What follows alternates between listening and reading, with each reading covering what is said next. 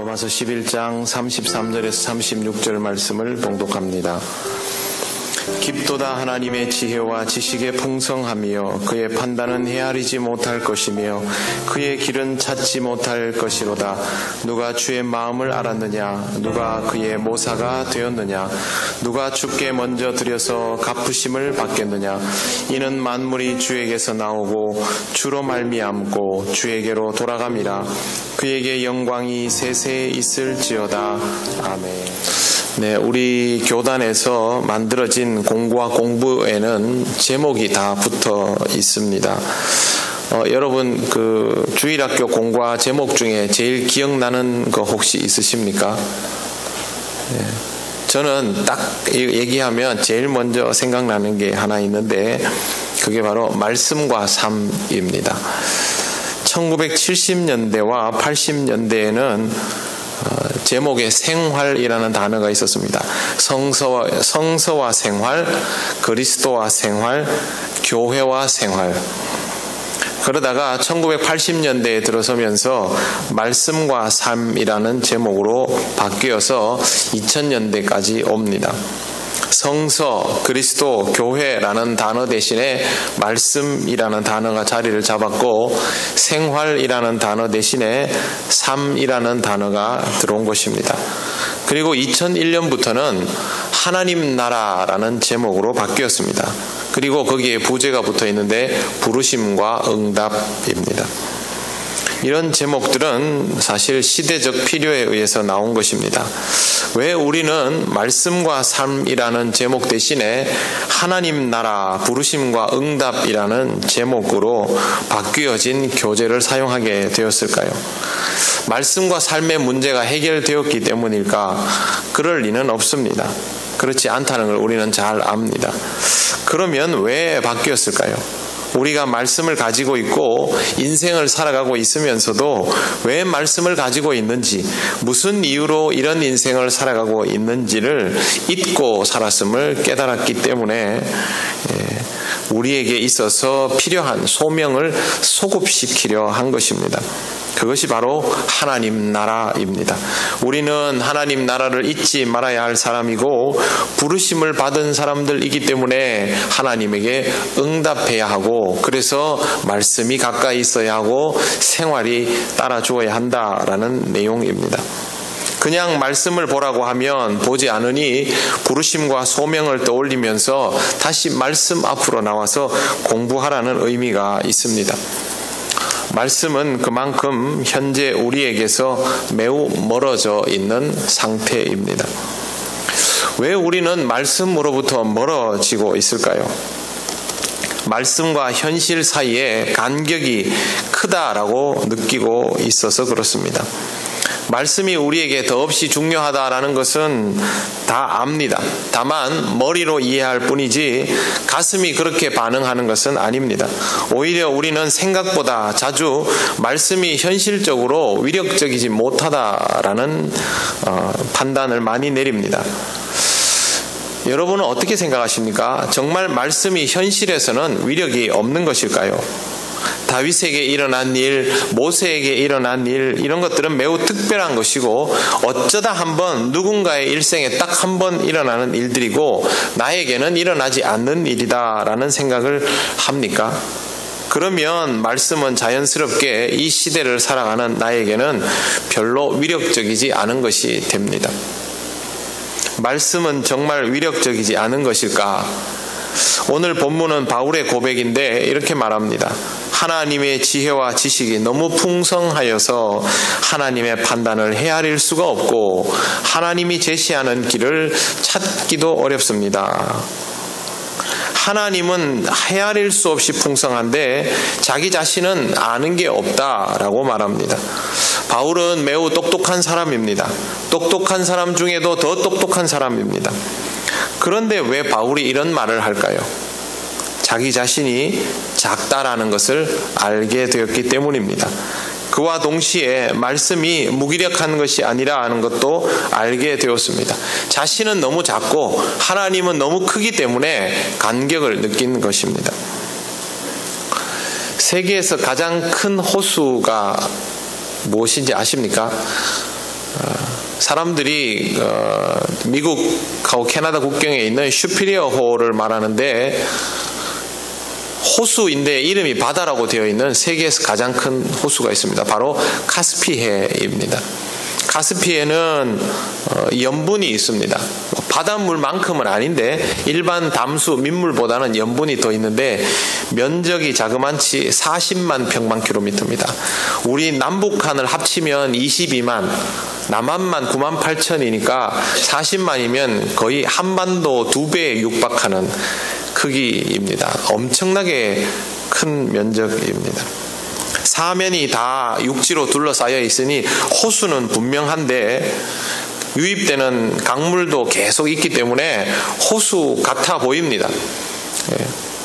그런데 주변에 있는 국가들이 이걸 바다로 부릅니다. 왜 그러냐면 바다로 불러야 해양수산법에 저촉해서 그 안에 있는 그 바다 자원들을 자기들이 그 바다법에 맞게 쓸 수가 있습니다. 실제로 거기는 우리 바닷가처럼 뭐 25해리까지는 우리가 사용할 수 있고 그 넘어가면 공동 어로구역이고 그런 법을 그 안에 적용해 놨습니다. 거기에 붙어 있는 나라들이 러시아, 카자흐스탄, 투르크메니스탄, 아제르바이잔, 이란입니다. 이 나라들이 그 자원을 함께 사용하려니까 자기들 국경 다 그어놓고 그 안에서 그렇게 수산업을 하고 있습니다. 얼마나 크면 그렇겠습니까? 자기 국경을 넘어가지 못하고 거기에서 살았던 오랜 인류가 있겠지요. 그 사람들이 그 호수를 보면서 무슨 생각을 했을까요? 호수라고 생각했을까요? 한 번도 그렇게 생각한 적 없을 겁니다. 왜? 어차피 국경은 못 넘어가고 내가 배를 타고 아무리 나가봐야 끝도 없는 바다이기 때문에 그렇습니다. 엄연한 호수입니다. 내가 너무 작고 상대방이 너무 크면 상대방을 알아차리지 못합니다. 그냥 내 방식대로 판단하고 오해해버릴 수밖에 없습니다. 우리가 하나님에 대하여 잘 모를 수밖에 없는 이유, 하나님에 대하여 오해할 수밖에 없는 이유는 하나님의 광대하심에 비하여 우리가 너무 작기 때문입니다. 우리의 작음과 하나님의 광대하심을 알게 되면 자연스럽게 하나님의 지혜와 지식이 얼마나 풍성한지 다 모르지만 헤아릴 수 없노라 라는 고백을 하기에 이르는 것입니다. 말씀과 우리 자신 사이에 간격이 생긴 것은 하나님이 무기력해서가 아닙니다. 또 말씀이 현실감이 떨어져서도 아닙니다. 우리가 너무 작고 우리의 안목은 지극히 제한적이기 때문에 하나님의 말씀의 그 크심을, 깊으심을 이해할 수 없었기 때문이다 라는 것을 기억하시기를 바랍니다. 세계 지도를 펼치면요, 카스피해라는 곳이 보입니다. 만약에 우리가 그 카스피해 한가운데에 볼펜으로 점을 딱 찍었다 합시다. 이 점은 우리보다 클까요, 작을까요? 훨씬 큽니다. 우리가 거기에서 딱 찍은 점 하나는 정말 눈꼽만 하지만 그 점 하나만 해도 우리보다 훨씬 더 큽니다.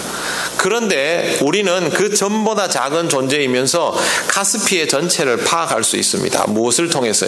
지도를 통해서. 한눈에 볼 수 있습니다. 실제로 눈으로 보면 태평양이나 카스피해나 우리 눈에는 똑같지만, 통영 앞바다만 봐도 똑같지만, 그러나 지도를 통해서 보면 모든 것들을 한눈에 파악할 수 있습니다. 우리 자신을 출애굽 사건 안에 넣거나 야복 강변 안에 세워두면 우리는 전혀 사태 파악을 할 수 없는 존재입니다.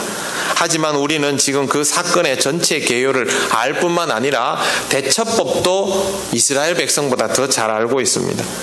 그토록 장구한 창세기 역사 속에 우리를 넣어두면 우리 인생은 반나절짜리도 안 될 겁니다. 그렇게 짧은 인생을 사는 우리가 이렇게 큰 흐름을 이해할 수 있는 이유는 바로 우리에게 있는 지도, 성경 말씀 때문입니다. 성경은 우리를 거기에서부터 한 단계씩 한 단계씩 이끌어주는 엄청난 위력을 가지고 있는 것입니다. 33절은 바울의 고백입니다. 깊도다 하나님의 지혜와 지식의 풍성함이여 그의 판단은 헤아리지 못할 것이며 그의 길은 찾지 못할 것이로다. 여러분, 이게 알겠다는 말일까요? 모르겠다는 말일까요? 문맥만 가지고 보면 이렇습니다. 잘 모르겠다라는 사실을 알게 되었다입니다. 엄청난 내공을 가진 사람과 대화를 해보면 느껴지는 부분이 있습니다. 무릎을 탁 칠 만한 대답을 들으면서 왜 나는 저런 생각을 못했을까? 오늘 또 하나를 배웠네. 어떻게 저 사람은 저런 걸 알까? 도대체 저 사람의 깊이는 어느 만큼일까? 이러면 내가 그 사람에 대해서 아는 겁니까? 모르는 겁니까? 점점 모르게 되는 거죠. 점점 모르게 되었다라는 사실을 알게 된 것입니다. 풀어서 설명하면 나는 지금 저 깊이를 다 알 수 없다라는 사실을 깨달은 것입니다. 지금 바울의 대답이 그렇습니다. 바울은 하나님을 통하여 몰랐던 것들을 알게 되었습니다. 잘못 알고 있던 것들을 바로 잡아가기 시작했습니다. 그런데 그렇게 알게 된 것이 그가 평소에 알고 있던 것과는 차원이 달랐습니다. 하나님이 바울에게 역사하시는 방법도 차원이 달랐습니다. 자신은 생각도 못할 방법이었죠. 자기 같으면 그리스도를 핍박하는 사람은 그냥 처단해 버릴 텐데 하나님은 놀랍게도 그렇게 악질적인 나를 사용하셔서 완전히 새 사람을 만드시고 나를 쓰시네. 하나님 왜 이렇게 하실까? 그리스도를 고발하는 나를 그리스도의 증거자로 만들어 버리셨네. 나는 이렇게 할 수 없는데, 이게 가능하다는 생각을 해보지를 못했는데 하나님은 이걸 하시네. 도대체 하나님의 역량은 어디까지일까? 내가 이거를 알 수 있을까? 맞출 수나 있을까? 하나님은 다른 무슨 계획이 있는 것은 아닐까? 이러면서 바울이 깨닫습니다. 하나님의 지혜와 지식이 얼마나 깊은지 나 같은 존재는 알 수가 없구나. 우리가 깨달아야 하는 것이 바로 이것입니다. 내가 아무것도 모른다는 사실을 아는 것. 성경은 우리로 하여금 이것을 깨닫게 만들어 줍니다. 바울은 성경에 박식한 사람이었습니다. 그럼에도 불구하고 하나님이 깨닫게 해주실 때까지 성경의 내용과 예수 그리스도를 연결하지를 못했습니다. 그만큼 하나님을 아는 것은 쉬운 일이 아닙니다. 그리스도를 만나고 나니까 그동안 알고 있었던 성경의 의미가 하나하나 풀어지기 시작했습니다. 그리스도를 만나는 일과 성경 말씀을 아는 일이 다 필요했던 것입니다. 그런데 많은 그리스도인들이 성경 말씀에 대하여 무지한 상태로 살아갑니다. 그러면서 하나님이 개입하시고 말씀하시면 깨달을 수 있을까요? 알 수가 없습니다. 모를 수밖에 없습니다. 한자를 모르는 사람에게 공자의 명언을 써주면 이해가 되겠습니까? 미국 사람들 등에요, 한자 문신 새긴 사람 굉장히 많습니다. 읽어보라 그러면 제대로 읽지도 못합니다. 무슨 뜻인지도 잘 모릅니다. 여러분, 요즘은 진짜 많이 달라졌는데 예전에 서양 사람들이 동양 무술 하는 폼 보면 정말 어설프기 짝이 없죠. 그거 왜 그런 줄 아십니까? 자세를 몰라서 그런 줄 아십니까? 아닙니다. 내공행, 기공을 몰라서 그렇습니다. 동양인이 아는 거예요. 서양인은 모르는 거죠. 이해를 못합니다. 성경을 알지 못하는 상태에서는 하나님이 말씀하여 주셔도 깨닫는 것이 어렵습니다. 그냥 자극을 받는 것을 마치 깨닫는 것처럼 착각하기 쉬운데 착각하면 굉장히 큰 실수를 범하게 됩니다. 바울이 오늘 우리가 보는 이 말씀을 깨닫기까지 아주 오랜 시간이 걸렸다는 것과 이것을 위해서 바울이 유대인으로서 읽었던 성경 말씀을 그리스도인의 자리에서 다시 배우고 익히는 시간이 필요했다라는 사실을 우리는 간과해서는 안 됩니다. 성경 말씀을 모른다면 여러분은 하나님이 주시는 말씀과 여러분의 인생 사이에 벌어져 있는 간격을 메울 방법이 사실은 없습니다. 세월이 갈수록 강물은 불어나는데 건너갈 다리가 없다면 어떻게 하시겠습니까? 말씀과 여러분의 인생이 점점 더 멀어져 가는 것을 더 이상 방치해서는 안 됩니다. 바울 같은 사람만 오늘 우리가 읽은 이런 말씀을 깨달아야만 하는 것이 아닙니다. 만약 그렇게 생각한다면 바울 같은 사람만 하나님이 주시는 구원을 유지할 수 있다는 말과 똑같아집니다. 여러분에게 일어나는 일들이 무슨 의미인지 모르고 살아도 상관이 없습니까? 그냥 돈 많이 벌고 출세하고 성공하고 그러면 됩니까? 하나님께서 여러분을 끌고 다니시는데 어떤 방식으로 끌고 가는지 깨닫지 못해도 상관이 없습니까?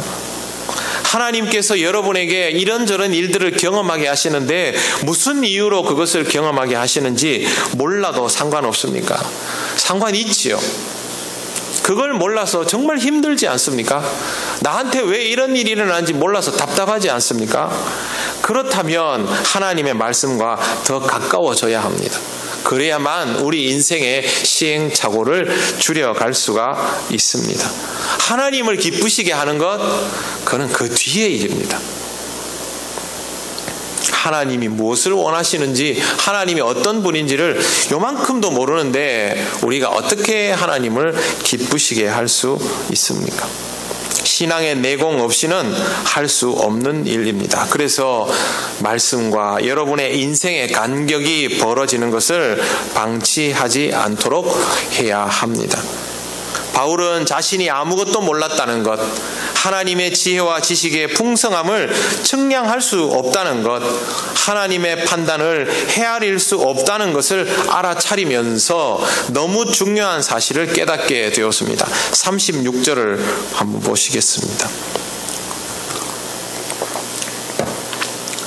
이는 만물이 주에게서 나오고 주로 말미암고 주에게로 돌아감이라.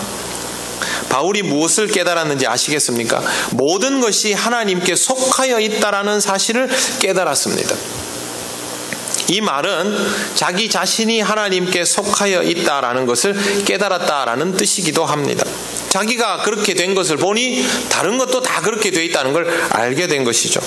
그리고 자신은 결코 하나님을 떠나서는 살 수 없는 존재라는 사실도 알게 되었던 것입니다. 바울이 어떻게 이걸 깨닫겠습니까? 하나님이 따로 속삭여 주셨을까요? 아닙니다. 그의 인생과 말씀을 통하여 깨닫게 된 것입니다. 하나님께서 성경 말씀을 통하여 역사하시는 방법을 보면 인생을 너무도 잘 알고 계심을 발견할 수 있습니다. 아브라함을 대하시는 방법, 이삭을 대하시는 방법, 야곱을 대하시는 방법, 요셉을 대하시는 방법, 사라를 대하시는 방법, 리브가를 대하시는 방법, 롯을 대하시는 방법, 다윗을 대하시는 방법, 사울 왕을 대하시는 방법 모두 조금씩 다릅니다. 공통의 법칙과 관점은 있지만 대처법이 다릅니다. 그런데 여기에는 모두 하나님의 사랑이 있고 그 사람을 위한 배려와 존중이 있었습니다. 그렇게 하나님은 모든 인생에게 적절하게 역사하시는 분이다라는 사실을 우리는 성경 말씀을 통하여 알게 됩니다.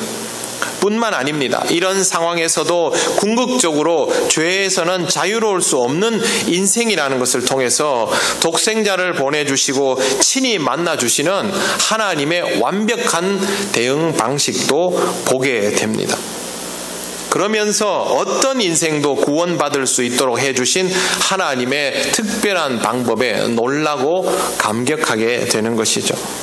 하나님은 십자가를 통하여 모든 문제를 단번에 풀어버리셨습니다. 모든 죄인을 책임지시는 하나님. 이 말은 모든 죄인이 다 하나님께 속하여 있다라는 것을 하나님이 스스로 선포하여 알리셨다는 것입니다. 바울은 자기가 거기에 포함되어 있다는 사실을 새삼스럽게 깨달으면서 결국 내가 하나님에게서부터 비롯되었고 하나님에게로 돌아갈 수밖에 없는 존재라는 것을 인정하며 이렇게 고백하는 것입니다. 성경을 통하여 인간을 알게 되었고 인간을 알게 되면서 하나님을 알게 되었고 하나님을 알고 나니 내 인생의 의미까지도 알게 되었다. 이게 바로 바울의 고백입니다.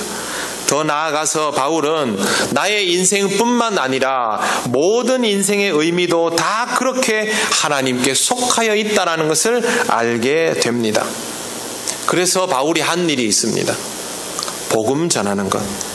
바울이 왜 그렇게 열심히 복음을 전했을까요? 여러분 복음 전하라 그러면 무슨 목적으로 그렇게 열심히 전합니까? 일반적으로 우리가 그거 하지도 않지만 열심히 하는 분들 하나님한테 칭찬받으려고. 솔직히 그게 제일 크죠. 하나님께서 큰 상급 주실 거라 믿고. 바울이 전도 많이 해서 상급 많이 받으려고 천국 가서 높은 자리 얻으려고 그렇게 목숨 내놓아가면서 복음 전했습니까? 아닙니다. 자기처럼 자기 인생의 의미도 모른 채로 일평생을 살아가다가 죽어버릴 인생들에게 하나님을 알리고 자신이 살아가는 이유를 깨닫게 해주려고, 그래서 하나님과 제대로 소통하고 하나님께 영광을 돌리는 자녀의 삶을 회복하게 해주려고 그렇게 열심히 복음을 전했던 겁니다. 나같이 그렇게 살지 말라고, 지금 나처럼 이렇게 행복하게 살라고. 바울은 스스로 이렇게 말했습니다. 고린도전서 15장 8절에 보면 맨 나중에 만삭되지 못하여 난 자 같은 내게도 보이셨느니라. 자기 정체성입니다. 만삭되지 못한 자 같은 나.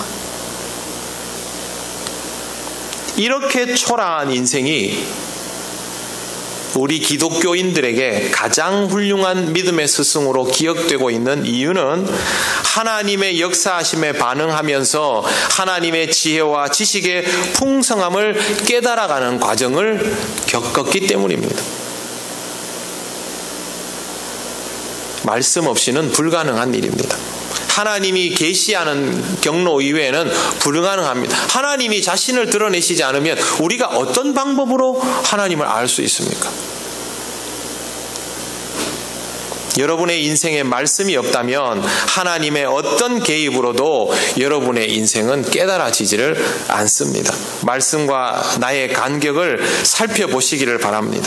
더 벌어지기 전에, 더 늦기 전에 말씀과 붙어있는 인생이 되도록 하시기를 바랍니다. 주일마다 설교 들으시죠? 다른 예배 나오면 더 많이 들으시죠? 설교 듣는다고 말씀이 차오르는 것 아닙니다. 여기서 예배당 나가면 돌아서면 기억도 못하는데 그게 어떻게 한 주간의 묵상이 될 수 있습니까? 집에 가서 다시 읽어보지도 않는데 그게 어떻게 여러분의 것이 될 수 있습니까? 그걸 다시 떠올리고 고민하고 찾아서 읽고 눈으로 확인하고 마음에 진려하고 애통해하고 회개하며 내 삶으로 녹여 넣으려고 할 때 그게 비로소 여러분의 것이 되는 것입니다. 이 한 번의 예배만으로도 여러분이 일주일 내내 말씀이 가득한, 말씀과 함께하는 그런 시간을 만들 수 있습니다.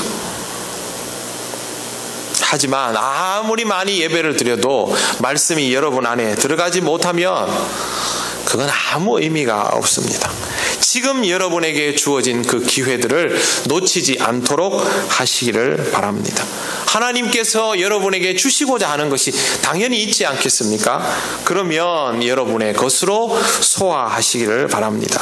그리고 바울처럼 고백하게 되시기를 바랍니다. 바울이 이렇게 고백합니다.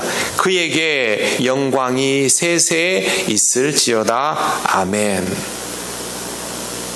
이 말씀이 어떤 마음으로 하는 것인지 제가 풀어보겠습니다.